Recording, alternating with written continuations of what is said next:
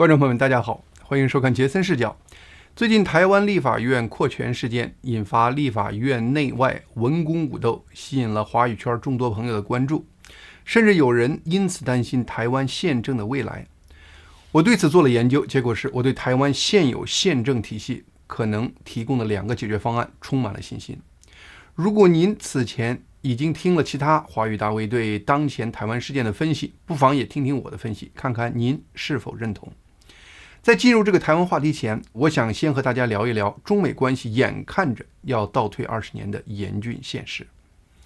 在美国的带动下，欧美和中共从政治到经济的各个领域对抗升级的速度真是太惊人了。常看我节目的朋友都知道，我这个人很不喜欢阴谋论的思维方式。在上期节目中，我提到在美国政界近期越来越主流化的一个针对中共的思维角度。面对中共目前不顾一切强推中国制造大出口，似乎越来越多的美国政界官员把中共这个行为解读为一种准军事策略，也就是中共希望以此击垮世界其他国家的核心制造业，摧毁中共地缘政治对手的产业链，让中共利用它在制造上的优势，达到不战而屈人之兵的目的。我最初看到这个观点的时候，因为它看起来太像阴谋论，所以一直犹豫没有在我的节目中讨论。但是最近我发现，美国最近出台的很多政策，只有从这个思维角度来分析，才变得顺理成章，容易理解。华尔街日报在5月20日发表了一篇标题为"美国终于有了应对中国的战略，它会奏效吗?"这样的文章。文章分析了拜登近期宣布的新关税在经济上并不重要，因为拜登这次关税针对的领域，例如电动汽车、钢铁或半导体等，美国目前从中国购买的数量微乎其微。但在象征意义上，这些新关税却意义深远。他用最清晰的方式宣布，中美经济脱钩已经不可逆转。文章提到，美国应对中国的战略已经从川普时代单纯的增加贸易关税，迅速升级为一套系统的策略，并把这套美国应对中共的系统策略描述为3条腿板凳策略。这个板凳的第一条腿是美国政府近期为美国国内关键产业链，包括清洁能源、半导体和其他高科技领域的提供补贴，以扶持他们在美国的发展。第2条腿是对威胁美国这些关键领域的中国进口商品加征关税，限制中国进口对这些领域的伤害和冲击。第3条腿是限制中共获得能够帮助提升他们竞争力和整体实力的资金、技术和知识。美国能在短时间形成这一整套应对中共的战略，并得到美国2党的支持，其实是非常不可思议的。因为一些美国智库、财经类官员和国会议员一直以来是高度推崇自由贸易的理念的，现在他们能够在对抗中共的问题上完全放弃他们自由贸易的基本理念，让美国经济战略实现历史性的转型，从信奉市场至上、推动自由经济转向强化政府干预、护卫国家安全。对大量美国政界人士的这种观念上的突变，几乎唯一合理的解释是，在这些美国政界人士的心中，中共和主流世界的关系已经不再是简单的经济竞争的关系了，而是一个越来越危险的地缘政治对抗的关系了。和国家安全相比，在自由市场经济中形成的那些自由贸易的经济理念已经不重要了。当然，把这套对抗中共的策略称为3条腿板凳策略，而不是3套组合拳策略，其实是在暗示，如果美国想让它应对中共的策略更稳定和成功，它其实还缺一条腿。缺的这条腿就是美国目前还没有和他的盟友实现一个统一的对抗中共的经济战线。这篇文章发表不到1周，好像这条腿就要开始补上了。5月24日，西方7国集团的财政部长和中央银行行长齐聚意大利的度假胜地斯特雷萨，参加了7国财长会议。根据彭博社的报道，中共近年对全球贸易的巨大冲击，也就是目前媒体广泛报道的中国冲击2.0，让西方7国的这些经济和金融界领导人都普遍担忧。多个官员在会议上表示，担忧中国的工业力量可能会摧毁他们自己相应的制造能力。联合中共走得最近的法国的财政部长也提到了，西方7国集团需要联合起来，一起坚定地应对中国的产能过剩问题对世界经济的冲击。因此，这次会议的一个重要议题就是西方7国集团讨论如何联合对抗中共对世界贸易和各国经济产生的伤害的问题。根据透露出来的消息，彭博社报道声称，这次7国集团财长会议决议的草案措辞的强硬程度会远超去年在日本新泻会议决议的措辞，甚至比上个月在美国华盛顿会议上的措辞都要强硬很多。草案中提到，我们将推进合作，以增强全球经济的韧性和经济安全，保护我们的经济免受系统性冲击，消除我们经济的脆弱性。草案还特意强调了在同盟国之间建立更加有弹性、可靠、多样化和可持续的制造业供应链，以应对中共利用国际贸易对世界经济的伤害。最后，7国集团还同意共同保护他们的关键核心技术。这么多国家能在短短1个月的时间中，在针对中共这么重大的问题上能形成这么多的共识，这在历史上是极其罕见的。单纯在国际贸易中，中国冲击2.0这个经济因素无法完全解释这个突变。中共和俄罗斯的关系，中共在南海和台海的不断挑衅行动等等，其实都在推动这个多国共识的快速形成，帮助美国与盟友构建经济统一战线，为美国对抗中共的战略补上重要的第4条腿。从另一方面讲，西方目前才开始形成共识，决定积极降低对中共制造业产业链的依赖，这和中共在这方面的策略相比，已经是一个迟到的决定了。中共早在过去10年已经推出各种政策来减少中国制造业对西方产业链和关键技术的依赖了。例如，中国制造2025就是中共在2015年发布的一项重大国家战略，其核心目的就是要推动中国制造业转型升级，以此来摆脱在一些关键领域和核心技术上对西方国家的依赖。另外，今年3月，美国媒体广泛报道的中国国资委在2022年下达过一个秘密的79号文件，要求所有政府、事业性部门、金融、能源等领域的国企等，在2027年前全面淘汰外国软件，清除美国技术。所以在产业链脱钩这个问题上，中共是先行者。目前西方形成的共识只是让双方都反向行动起来，让这个脱钩的过程进入加速的轨道。当然，除非中美发生热战，中美经济完全脱钩的可能性还是不大的。目前中美之间所有这些政策和策略上的对抗产生的效果，主要是把中美经济从目前高度耦合的状态再往历史上倒退，再降低双方的耦合度。那么这种降低耦合的倒推过程，最终可能会把中美经济关系推到哪个历史状态上呢？我曾听一个高人说过，可能会推到1999年的状态。在现代历史上，中美关系，特别是中美经济关系，有2个重大的里程碑时刻。第一是1978年12月，中美发表联合公报，宣布1979年1月1日正式建交。这个公报实现了中美关系从零开始的起点。第二是2000年10月，美国当时的总统克林顿签署法案，将给予中国永久性正常贸易关系。而这第2个时间点，正式开启了中国走入世界经济的大门，是中共经济真正起飞的开始。这里提到的永久性正常贸易关系，在当年被简称为最惠国待遇。简单理解就是在国际贸易中，美国是否会把某个国家看作是自己正常的贸易伙伴，而提供相应的友善的关税、税率等。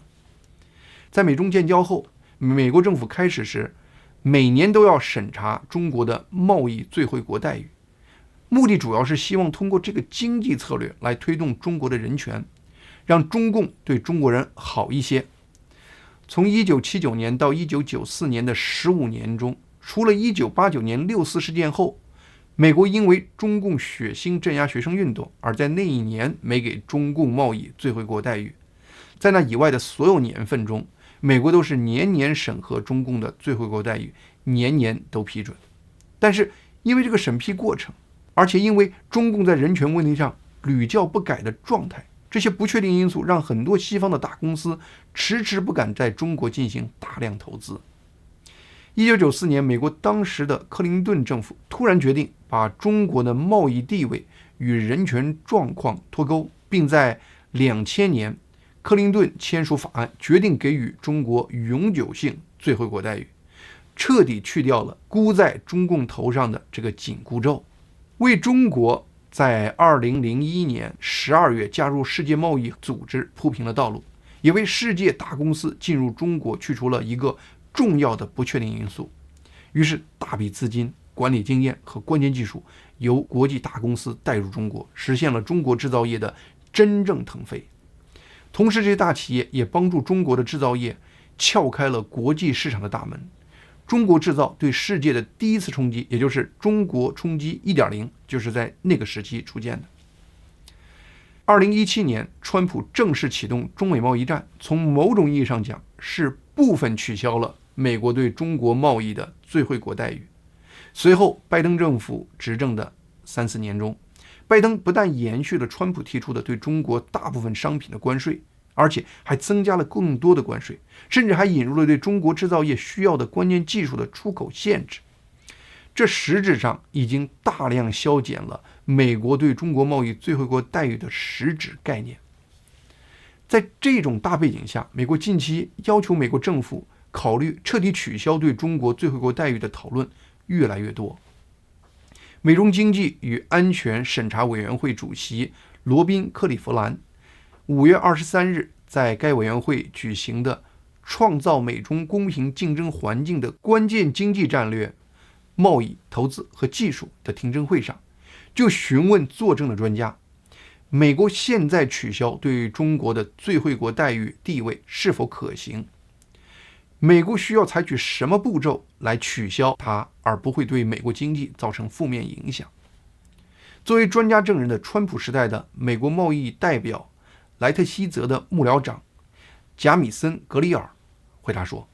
他同意该委员会以及众议院中共问题特设委员会提出的取消中国最惠国待遇的建议。他甚至认为不取消中国的这个地位是政策上的失职。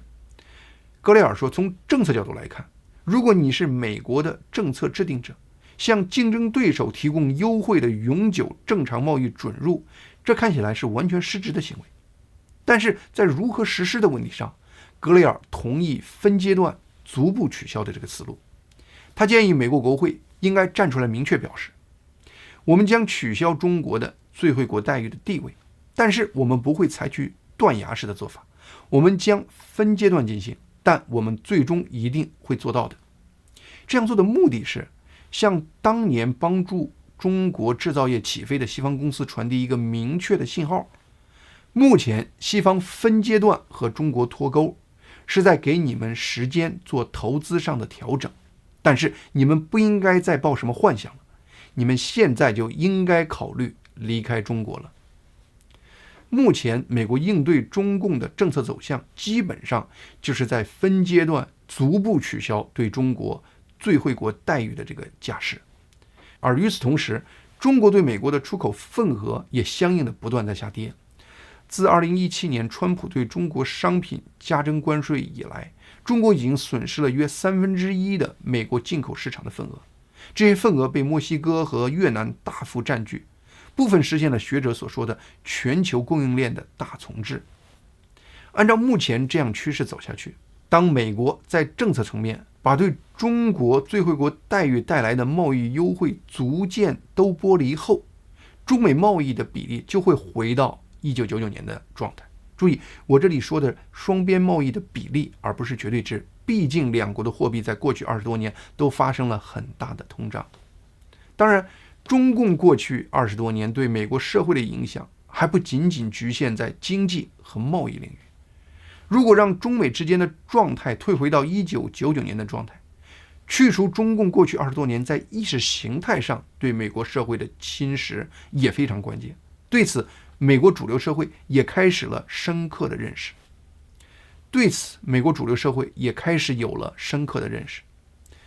美国众议院共和党研究委员会主席凯文·赫恩最近在新闻周刊上发表了一篇专栏文章，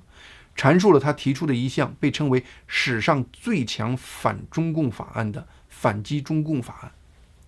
他提出的这个法案的一个独特的视角是，赫恩认为美国需要从文化、教育、政治和娱乐方面全面清除中共对美国社会的侵蚀。中共通过向美国基础教育系统投入资金，在大学设立孔子学院来影响美国的教育，通过逼迫好莱坞电影公司进行自我审查来影响美国的意识形态。中共对美国政界的渗透也非常严重，通过资助美国智库来影响国会和媒体。赫恩指出，中共在美国的所有这些努力都是由中共统战部领导的。他提出的反击中共法案将禁止中共统战资金流入美国，要求智库和非营利机构披露中共资助，禁止为中共进行有偿游说。虽然赫恩提出的这个法案目前还在提出阶段，未来能否真正成为美国的法律还是未知数，但是赫恩在这个法案中提出的核心思想，一旦被美国社会和议会的其他成员接受，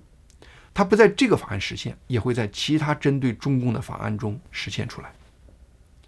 有关美中关系向20年前倒退的话题，我们就聊到这里。下面我们谈谈最近世界华语圈广泛关注的台湾立法院在审议国会改革法案的过程中出现的文攻武斗和民众抗议等激烈情节。同时，在华语社交平台上，众多大 V 也纷纷发表令人惊骇的言论，包括台湾宪政进入生死时刻啦，台湾宪政体系存在重大漏洞啦等等。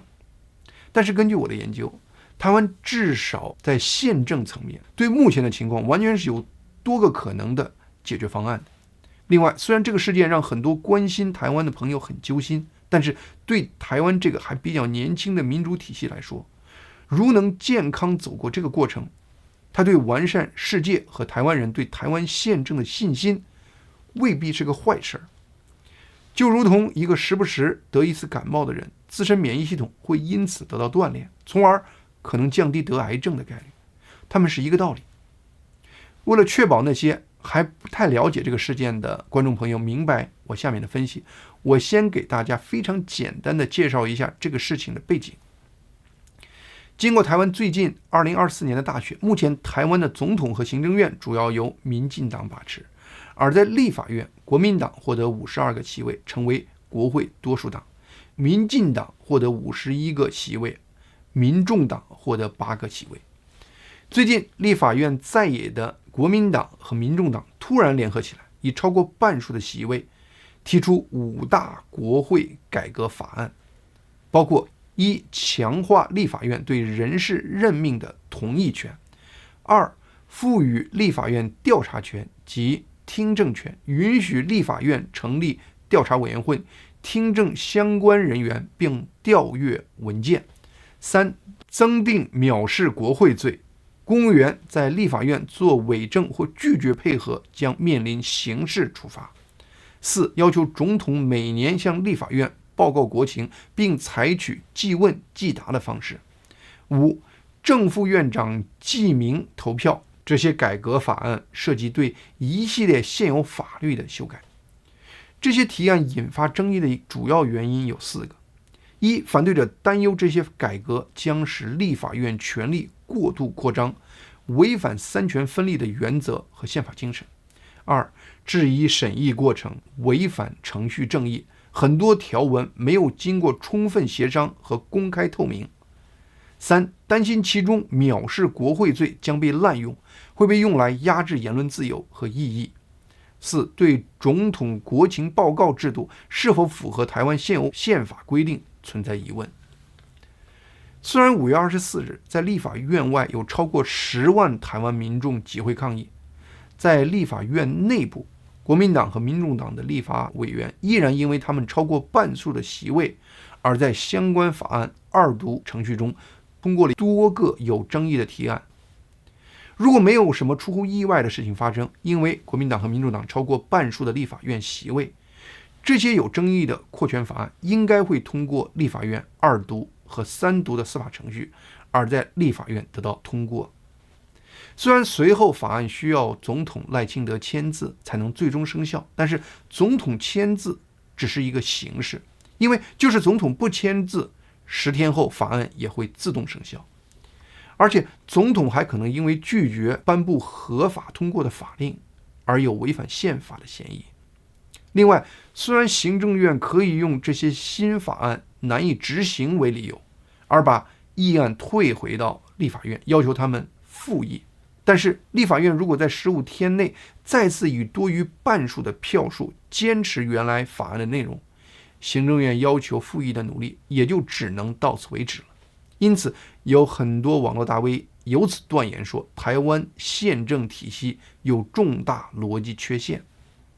但事实并非如此。就目前台湾的宪政体系，就至少还提供了2个非常符合三权分立、主权在民的宪政思想精髓的合理合法的解决途径。第一个是立法委员提出申请，请司法院的大法官会议释宪，检查新法案是否有违反宪法的内容。第二是交给台湾人民通过复决公投的方式来决定这个新法案的命运。台湾的宪法诉讼法规定，如果有立法院超过1/4的立法委员认为某项法规和宪法抵触，就可以请求宪法法庭来判决这些法规是否违宪。这意味着只要有29位立法院委员对这些扩权法案提出这个意向，就可以启动司法院的大法官来受理这个案子。目前民进党在立法院有51个席位，远超需要的29个席位。而且如果提出宪法审议的立委能够证明这个新法律有可能侵害公民宪法保障的权利，还可以申请暂时处分，请求大法官在审理的过程中让法律暂时不生效，直到做出是否违宪的裁决后再定。另外，还可以通过公民复议公投的方式来解决，只要联署达到最近一次选举的选举人数 1.5% 的人数，也就是大约29万人联署，就可以利用公民复议公投的方式来决定新法案的命运。台湾公民投票法规定，公投可以每2年举行一次，日期是8月的第4个星期六，因此下一次公投的时间是2025年8月。根据我目前读到的资料，似乎在司法界的确有相当一部分司法专业人士认为，这次立法院改革的条例有违反台湾宪法的可能性。果真如此，司法院的15个大法官会议应该会做出符合台湾宪法精神的判决。台湾司法院的大法官此前是有过类似判决的先例的。2004年3月19日下午，当时的总统陈水扁和副总统吕秀莲在台南扫街竞选时，突然遭到枪击而受伤，结果在第2天的总统选举中，民进党的陈水扁和吕秀莲获胜，国民党的连战和宋楚瑜败选。国民党认为这起枪击事件对当时的总统选举产生了影响，有政治干预的嫌疑，要求进行调查。当时在野的国民党和亲民党同样在立法院占据超过半数席位，因此他们通过了一个319枪击事件真相调查委员会条例，我们下面简称调查条例。条例规定，调查委员会的组成方式要根据立法院各政党的席位比例来安排人数。这样一来，拥有多数席次的国民党和亲民党就可以成为控制调查委员会的多数。这让民进党非常担心调查的公正性。于是当时的行政院也提出复议，但最后没有成功。于是民进党立法委员随后就提请大法官来解释宪法。当时的陈水扁总统虽然依照法律公布了这个条例，但是在公布条例时附上了一个批注，而且拒绝派代表参与调查委员会。随后调查委员会开始运作，而执政的民进党则号召行政机关行使抵抗权。大约4个月后，在2004年12月15日，司法院大法官作出第585号释宪，认为调查委员会条例部分条文违宪，比如调查委员会对3119枪击案要求有刑事责任调查权，要求全部案卷证物移交调查委员会，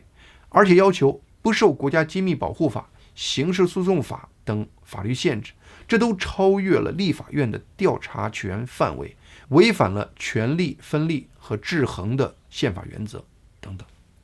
大法官的这个释宪结果虽然否定了调查委员会能够进行实质调查的大部分职权，但是并没有禁止国民党主导的调查委员会进行改组并继续运作。但是因为这个调查委员会没有刑事调查权，而当时的行政部门又拒绝配合，因此这个委员会在2005年1月17日发表调查报告，声称枪击案是操作选举时，这个调查结果因为没有经过严谨的取证和调查过程，其可信性受到普遍质疑。最后这个委员会做完报告后也就不了了之了。了解了台湾的这些可能的补救措施后，我对台湾能够成功走出这次宪政危机还是挺有信心的。当然，在台湾社会发生的问题总让人感觉不是表面看到的那么简单。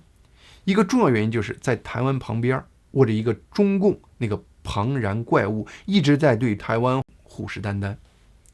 伴随着台湾围绕立法院扩权事件而引发的激烈博弈和大规模抗议活动，中共也突然在5月23日宣布当天在台湾周边举行为期2天的惩罚性演习，称这是对台独势力的警告，同时表示这个演习是为了检验中共军队对台湾周边海域实施重要地区的占领和控制的军事能力。我本人是不相信中共真的有胆量近期对台湾发动什么实质攻击的。目前中共其实是处于一种内忧加外患的双重困局中。中国国内经济状况恶化，民怨激荡，而且习近平对军队高层的频繁整肃也展现出他和军队之间的深层的不信任。就外部而言，无论是从政治还是经济上，中共目前在国际上都处于过去40年来少有的孤立状态。同时，现在愿意和中共站在一起的国家，如俄罗斯、朝鲜、伊朗等，基本都是中共的拖累。他们目前主要是靠着中共才没有垮塌下去，绝对不可能成为中共可以真正依靠的支柱。而且让中共更尴尬的是，因为中共这些年对于台湾张牙舞爪的次数太多了，他在台湾周边实施军事演习，对台湾民众产生的恐吓压迫感效果是越来越差。这次尽管中共军方竭力营造一种台海兵凶战危的气氛，但台湾的2000多万民众却似乎对此并没有多大感觉，各地生活工作一切照常，股市稳定。反倒中共自己的股市在军演这2天自己把自己吓得跌了超过2个百分点。在这个大背景下，我们回看台湾立法院的这次扩权争议，我对台湾民众的忠告是，要对自己的宪政体制有信心，要对80%的台湾人民有信心，不要因为一时的冲动而激化台湾社会的分裂情绪。一个分裂的台湾会让中共出现幻想而蠢蠢欲动，而一个理智团结的台湾是针对中共最强大的爱国者防御导弹系统。好，今天节目就到这里，谢谢大家的收看，希望大家能够订阅和推荐杰森视角这个频道。